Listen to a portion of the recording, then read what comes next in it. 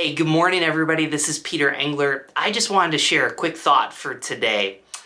This past week, I was part of a webinar for Caffeinated Church, and we were talking about planning and feeling overwhelmed and ideas, and a question got brought to me. What happens when, whether it's a volunteer or a coworker or one of your bosses brings a lot of plans to you or ideas? What do you do with that? And I thought about my experience. When I first started serving at Browncroft, I got a lot of ideas that I didn't necessarily ask for, and it came from a really good place. And so the question you have to ask is, why am I getting so many ideas? Why am I getting so many questions? And here's why it was for me. It had to do with planning. See, people are natural problem solvers. So what they want to do is this. They want to identify a problem and then come up with a solution to fix it. So when someone comes to you with a problem, that's actually an opportunity or even a missed opportunity for planning.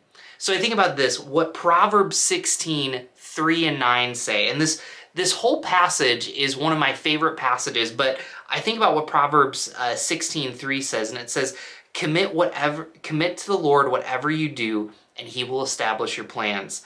And then I think about this, the few verses down, in their hearts, human plan their course, but the Lord establishes their steps.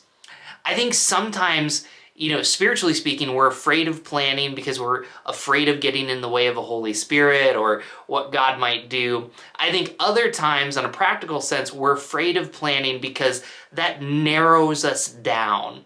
That means that we don't have a lot of options. But let me tell you something about planning and why it's so important.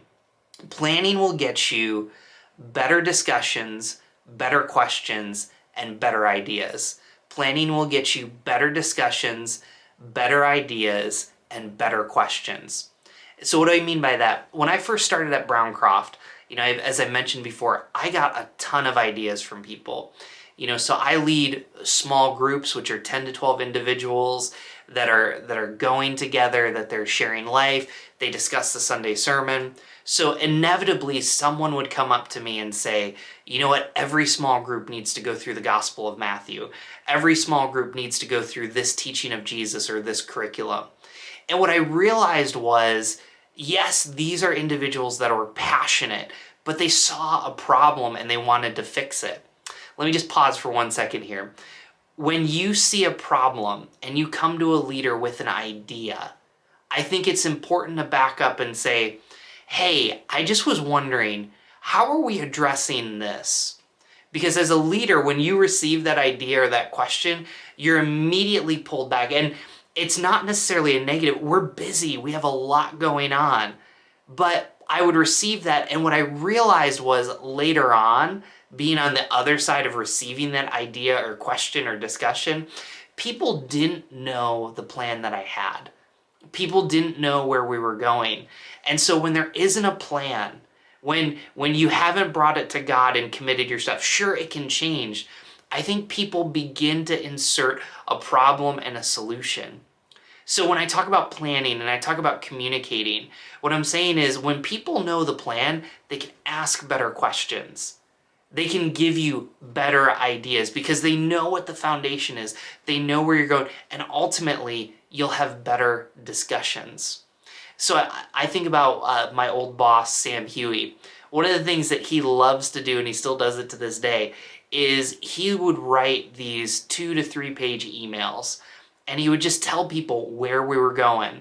And just, it was super helpful because then when he had follow-up conversations, people could look back at that. Now, it's not always email. I think it's important to have some conversations. But when you're planning, you might be a pastor and feel very overwhelmed and people are coming to you with ideas. What if you stop and thought about this? Maybe people don't know the direction that we're headed. Maybe people don't know the plan. You could be a parent and your kids keep asking you, what's next? What's next? Do your kids know the plan? I think about this with Haley. When I haven't done well as a parent, we have to make a transition. We have to leave the house, leave, somewhere else. We have to move on to a task or a chore or dinner. What really helps Haley, I'm finding, is to say, hey, Haley, in about 2 minutes, we're going to do this.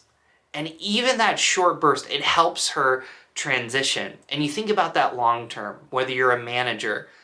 Hey guys, in a week, we're looking to go here. Why else am I bringing this up? We're in the middle of January 2021. We're still in a pandemic.